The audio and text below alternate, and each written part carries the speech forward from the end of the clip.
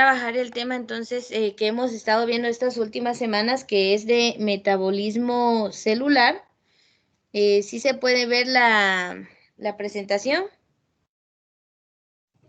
No, Miss. Eso estoy viendo que no. Profesora. Va, permítanme un segundo. Vamos a colocarla. Ahí está. Ahora sí, ¿verdad? Sí, Miss. Muy bien, Sí. excelente. Entonces, después de todo lo que vimos de contenido al iniciar el curso de biología, que eso ya se evaluó en el primer parcial, pues exactamente el contenido del segundo parcial es empezando estas diapositivas sobre el metabolismo celular. Entonces, esto es contenido para el segundo parcial y comenzaríamos desde metabolismo celular. Bueno, esto fue un recordatorio de lo que usted vio en cuarto o en la biología 1. Y comenzamos a hablar del metabolismo, ¿verdad? Que son todas las reacciones químicas, los procesos físico-químicos que se dan dentro de cada una de las células de nuestro cuerpo. A eso le conocemos como metabolismo. Hablamos de que las enzimas pues son catalizadores biológicos de este tipo de reacciones, ayudan a que se den. A ver, ¿alguien es? Sala de espera, admitir. Bueno, hablamos de las fases o rutas metabólicas y dijimos que se da de dos formas, que son el catabolismo y el anabolismo, ¿verdad? Una fase de construcción y una fase de destrucción. Una en la que gastamos ATP y otra en la que ganamos ATP, lo producimos. Entonces, es importante comprender cómo se dan estas dos fases del metabolismo. Hablamos bastante de ello, ejemplos como la glucólisis para reacciones catabólicas y la síntesis de proteínas para reacciones anabólicas. Y vimos este cuadro, ¿verdad? Donde hablábamos de las diferencias entre catabolismo y anabolismo, que uno produce energía y el otro la consume. Y lo más importante, aquí hablamos de procesos de oxidación para el catabolismo y procesos de reducción para el anabolismo. Entonces, permítame que cambie, ahí está. Esto fue lo de la clase pasada, ¿verdad? Permítame que esto me envió otra cosa. Seguimos viendo la presentación, ¿verdad? Sí, profesor. Muy bien, gracias. Entonces, estamos hablando del metabolismo con reacciones químicas de oxidación cuando perdemos electrones, reducción cuando ganamos electrones y obviamente pues esto en las reacciones metabólicas involucran el átomo de hidrógeno que va a ser como nuestra moneda de cambio entre ganar y perder electrones. Puede ser en el metabolismo ganar un átomo de hidrógeno o perder un átomo de hidrógeno. Y así fue como empezamos a hablar sobre las coenzimas transportadoras de electrones, la nicotinamina adenin dinucleótido y la flavin adenin dinucleótido. La NAD y la FAD son coenzimas, o sea, partículas que ayudan a activar las enzimas y transportan electrones al reducirse y ganar un átomo de hidrógeno, o sea, ganan un electrón. Transportan ese electrón y bueno, pues a las funciones metabólicas. Entonces, reducción cuando ganamos un átomo de hidrógeno, es decir, ganamos electrones, y oxidación cuando perdemos ese hidrógeno, es decir, perdemos electrones. Como esto es solo el repaso, pues no me voy a detener tanto ahí. Luego hablamos de dos reacciones químicas que son la fosforilación y la desfosforilación como ejemplos de reducción y de oxidación. Reducción sería la fosforilación cuando incorpora un fosfato a la molécula y se forma el adenosintrifosfato. Y un ejemplo de oxidación sería la desfosforilación cuando pierde un átomo de fósforo, por lo tanto pierde electrones y va a oxidarse la sustancia. Entonces esto también ya lo hablamos. La molécula que se va a oxidar, bueno, va a ceder electrones y esos son transportados por las enzimas en la liberación de energía, es decir, cuando rompemos la molécula de ATP. Eso ya lo vimos. Este cuadro también ya lo hablamos de los procesos tanto de oxidación como reducción presentes en el catabolismo y en el anabolismo. Bueno, entonces acá está el trabajo número 2. Por favor, este ya se explicó. Tiene fecha límite el 5 de marzo, pero usted ya sabe que si termina todo, lo puede enviar antes. Todo lo de biología, y si le doy otro curso, por favor, todo junto. Envíelo en un solo correo. Es mucho más fácil para mí y más seguro para usted. Entonces, por correo entregamos esta unidad, las actividades de zona.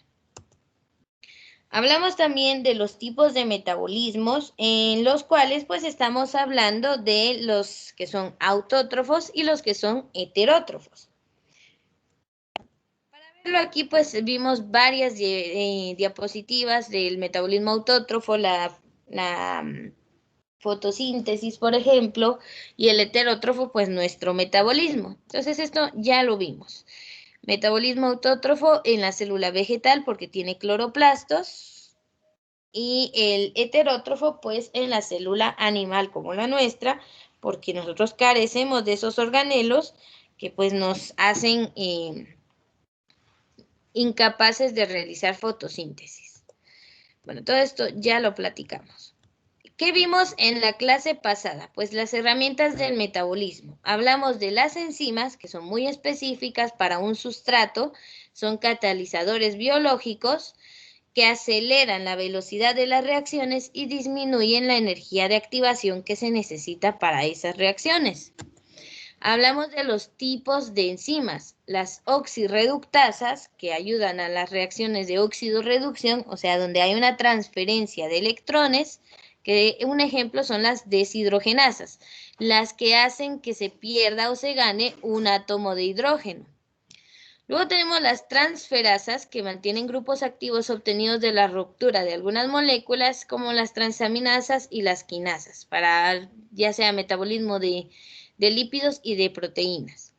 Las hidrolasas, que intervienen en reacciones de hidrólisis para obtener monómeros. Estas las vemos en el catabolismo. Por ejemplo, las glucosidasas y las lipasas, de carbohidratos y de lípidos. La ruptura de esas moléculas. Ahora, las ligasas pues realizan la síntesis o degradación en enlaces fuertes, como los del ATP. Entonces ahí se involucran las sintetasas y las carboxilasas. Son tipos de enzimas llamadas ligasas. Todas terminan con el sufijo asa y el nombre deriva del sustrato sobre el que actúan. ¿Ya? Entonces, para recordar estos 4 tipos de enzimas. Hablamos de la acción de las enzimas, ¿verdad? Que van a tener un centro activo donde se une el sustrato sobre la enzima. Es que se da la reacción química, pero en sí la enzima no cambia mayor cosa más que la forma, ¿verdad? Para encajar con el sustrato. Ahí se da la reacción química y se obtienen ciertos productos, pero la enzima sigue siendo la misma, no cambió para nada.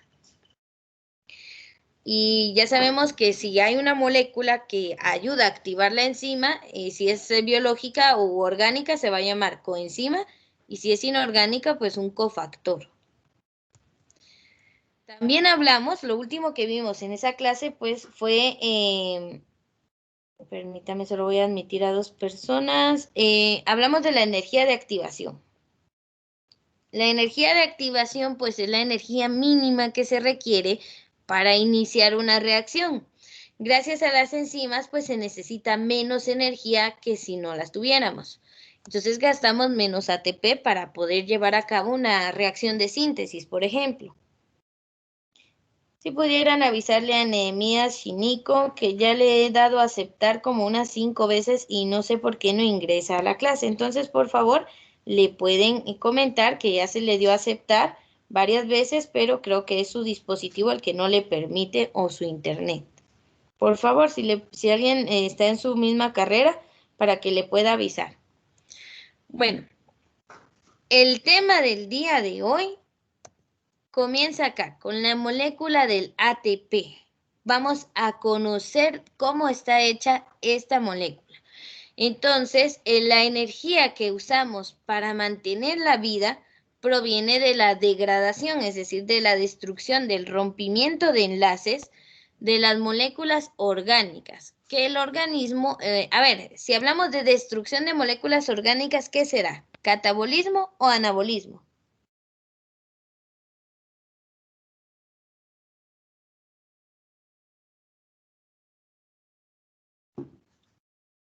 A ver, solo uno, Es no hablen todos a catabolismo. la vez. ¿Cómo? Catabolismo. Catabolismo. Perfecto, estamos Catabolismo. hablando del catabolismo, es decir, de la destrucción de moléculas complejas, ¿verdad? De ahí viene toda la energía. Ahora, la energía que se libera del catabolismo, pues se tiene que almacenar, lo tenemos que guardar en algo, porque no podemos dejar que se pierda esa energía. Entonces, esta energía se va a almacenar en una sustancia llamada adenosín trifosfato, el famoso ATP. En esa molécula se guarda toda la energía que no se consume inmediatamente. Entonces, en la molécula de ATP, lo que estamos viendo aquí, es donde guardamos la energía. Entonces, aquí es como una batería de reserva. Ahí tenemos energía. ¿Dónde específicamente? Acá en esta parte. La estructura del ATP tenemos una molécula llamada adenina unida a un azúcar ribosa, o sea, un monómero de estructura, es una pentosa, o sea, de 5 carbonos. Aquí tenemos a la ribosa y 3 iones fosfato. Estos 3 iones fosfato, en los enlaces entre ellos guardamos energía. Entonces, esa energía la vamos a liberar al romper uno de esos enlaces. Se libera el fósforo y nos queda un ADP, adenosín difosfato. Sigue teniendo la adenina, sigue teniendo la azúcar ribosa, pero pierde un fosfato. Y en ese enlace se guardaba energía. Entonces ahí se consume la energía, ¿verdad? Y bueno, después del metabolismo volvemos a tener ATP. Entonces, la función del ATP es captar la energía liberada en las reacciones exotérmicas, o sea, las del catabolismo, que son las que liberan energía para reaccionar, y almacenarla, o sea, él la va a guardar, él la capta de esas reacciones, la guarda y posteriormente esa energía es transferida a los procesos endotérmicos. Una reacción endotérmica es la que absorbe energía para reaccionar. Ejemplo de eso son todas las reacciones anabólicas. Todas las reacciones del anabolismo son procesos endotérmicos porque absorben energía para poderse realizar. Entonces vemos cómo la molécula del ATP sí juega un papel importante en el metabolismo porque ayuda a esas reacciones. Las exotérmicas que liberan la energía, o sea, el catabolismo, pues esa capta esa energía y la guarda para que cuando se necesite en alguna reacción del anabolismo, o sea, en una reacción endotérmica, pues libera la energía para que esa reacción la absorba y se pueda dar. De esa forma es que el ATP actúa en las reacciones metabólicas. Muy bien, quiero preguntar si están copiando, si están trabajando algo de esta diapositiva para darles el tiempo y no cambiar. No, Miss, la verdad no, pero ahorita lo voy a copiar. Yo pensé que no había que copiarlo.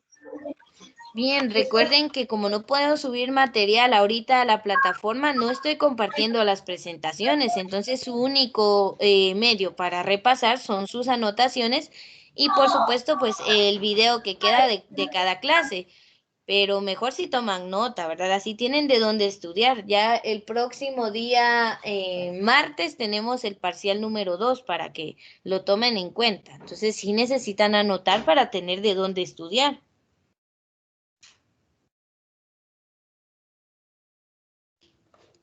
Profesora, disculpe una pregunta.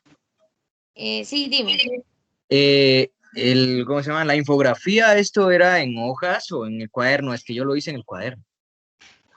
Podía ser, bueno, miren, directamente en el cuaderno, no, recuerden que una infografía es como un póster, algo que va a, pues, dar una imagen, a través de imágenes, hacer del conocimiento de las personas una información.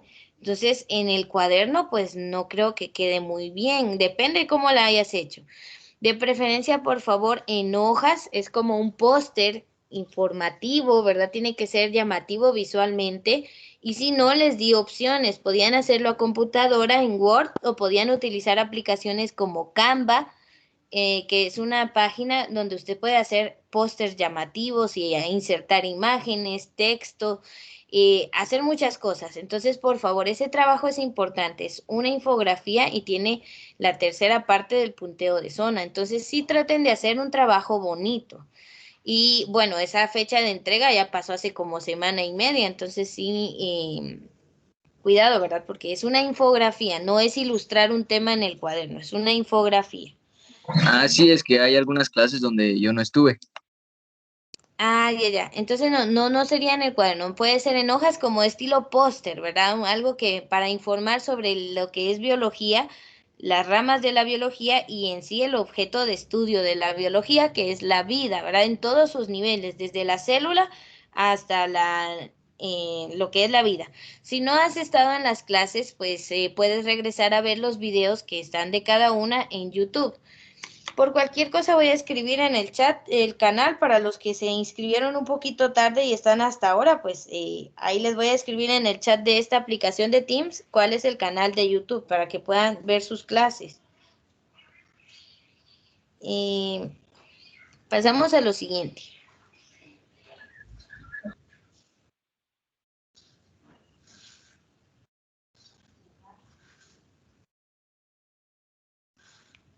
Les voy a incluir el nombre del canal y la lista de reproducción donde tienen que buscar los videos de clase.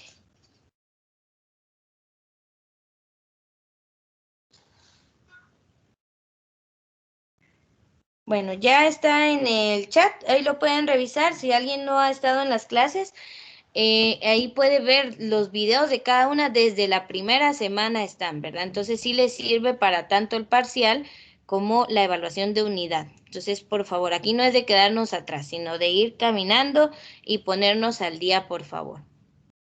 Bueno, entonces esa información ya está en el chat de Teams. Vamos entonces a acá a hablar de cómo funciona esta molécula. Acá tenemos el alimento, ¿verdad? Usted come todos los días, pues, ¿qué come? Pues comida, ¿verdad? Cualquier tipo de comida que contenga carbohidratos, proteínas, cualquiera de estas. Bueno, entonces digamos que eso se digiere, se degrada en el sistema digestivo. Entonces, ¿qué le llega a nuestras células? Principalmente glucosa. Entonces, queremos energía. A través de la respiración celular, adentro de nuestras mitocondrias se da el proceso de obtención de ATP. Y como pues desechos vamos a tener el dióxido de carbono y el agua. Esa energía, que es el fosfato inorgánico, nos da, se une al ADP y ya obtenemos la molécula de ATP, cuando se guarda la energía. Entonces aquí en este enlace guardamos la energía que se produjo en la mitocondria. Y bueno, ahí anda el adenosintrifosfato, pues tranquilo, feliz, con su molécula de adenina, su ribosa y sus 3 fosfatos. Ahí está. Resulta que necesitamos energía para una reacción, entonces va a perder ese fosfato y libera la energía que guardó en ese enlace. Y la usamos, por ejemplo, para la contracción muscular. Para que sus músculos funcionen, requieren energía. Entonces usamos la que se guardó en la molécula de ATP. Y otra vez nos queda el adenosindifosfato, o sea, sin ese fosfato. Pero como nuestra célula sigue metabolizando lo que comemos, produciendo energía en la mitocondria, pues ahí va otro fosfato, se une y nuevamente tenemos el ATP guardando la energía. Ese es el proceso mediante el cual siempre está de ATP a ADP. Entonces va transformándose. Esto es un ciclo que se da todo el tiempo, bueno, mientras usted esté vivo, ¿verdad? En el día en que ya no esté vivo, pues este ciclo se va a romper, porque ya no necesita energía. ¿Alguna pregunta sobre esto? ¿Algo que no se haya entendido? Pues para volver a explicar.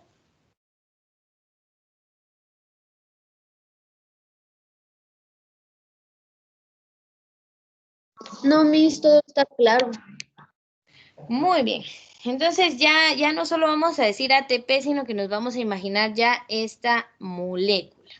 Bueno, Hablemos entonces de la estructura del ATP un poco más a detalle y ver en cuanto a términos medibles cuánta energía guarda una sola molécula o cada enlace de ATP, de fosfato, perdón. Entonces, el ATP es un nucleótido compuesto de una molécula de adenina, es decir, una base nitrogenada. O sea, esto se parece a hablar del ADN. Entonces, el ADN, el ARN son ácidos nucleicos, el ATP es un nucleótido, o sea, parte de esa línea de biomoléculas. Entonces, tenemos que contiene adenina, que es una base nitrogenada, que también vamos a encontrar por ahí en esos ácidos nucleicos que les hablo. Entonces va a tener una adenina, una base nitrogenada, que es esta estructura que ven ahí. Tiene carbonos, dobles enlaces, hidrógenos y nitrógeno principalmente. Entonces esta estructura es la adenina. Va a estar unido a una azúcar ribosa. La ribosa es una pentosa, o sea que tiene 1, 2, 3, 4, una estructura como de un pentágono. Entonces aquí está el azúcar ribosa. Además de esto, va a estar unido a 3 grupos fosfatos, o sea, no es un átomo de fósforo, sino son grupos fosfatos, que tienen oxígeno por ahí. O sea, esta molécula, si usted la ve, es bastante compleja, pero solo vamos a aprendernos esto: adenina, ribosa y 3 grupos fosfatos. Esa es la estructura del ATP. Cuando es adenosina, solo tenemos la adenina más la ribosa. Cuando es adenosin monofosfato, el AMP, solamente va a tener un ion fosfato unido. O sea, sí existe el adenosin monofosfato, o sea que solo tiene uno. Lo vemos aquí.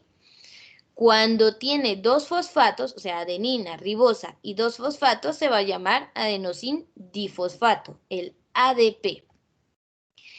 Y cuando tiene la adenina, la ribosa y 3 fosfatos, allí sí se va a llamar adenosin trifosfato, ATP.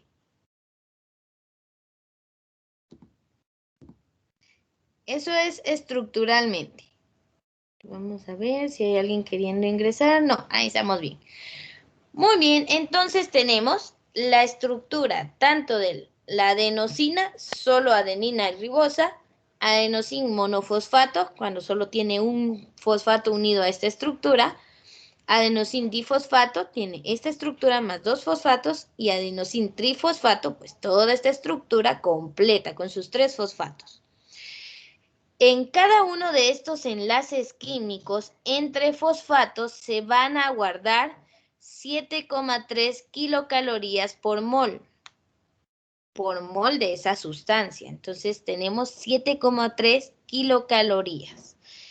Bueno, algunas reacciones tal vez requieran 50 kilocalorías por mol, entonces se van a degradar varias moléculas de ATP, dependiendo cuánto se requiera, es la cantidad de moléculas de ATP que se van a utilizar, porque en cada enlace pues solamente tenemos esta cantidad de energía, 7,3 kilocalorías mol.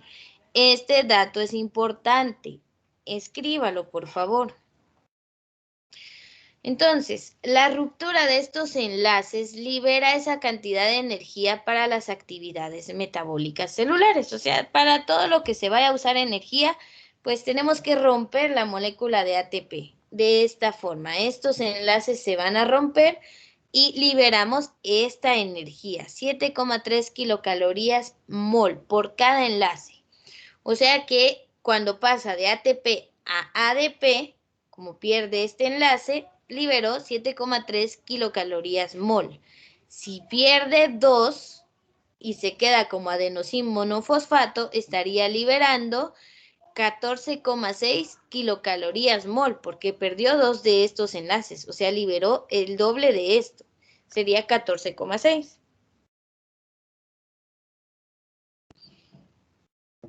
Y se usa, pues esa energía se va a usar en todas las actividades metabólicas celulares de anabolismo, donde se requiere energía. Bueno, les voy a dar 2 minutos para que copie lo más importante, por favor.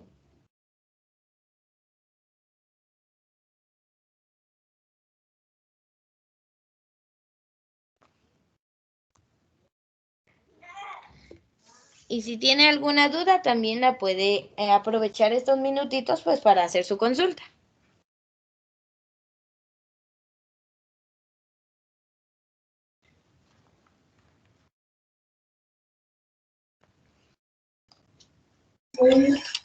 Disculpe, Sí, dígame. ¿qué significa adenina?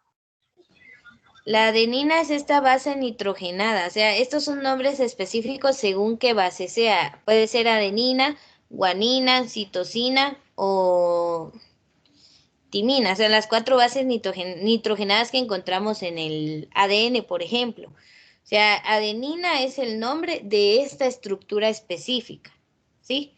Entonces aquí tenemos, es una base nitrogenada, por eso encontramos nitrógeno en su estructura y una estructura de carbono. O sea, este es el nombre de esta molécula. Acá estaría la explicación. Adenina es una base nitrogenada. Muy bien, bases nitrogenadas vamos a encontrar 4 diferentes en el ADN y 3 de esas mismas más el uracilo las encontramos en el ARN. Pero la que nos interesa aquí es la adenina en la molécula de ATP, ¿verdad? No nos metamos a otras cosas todavía.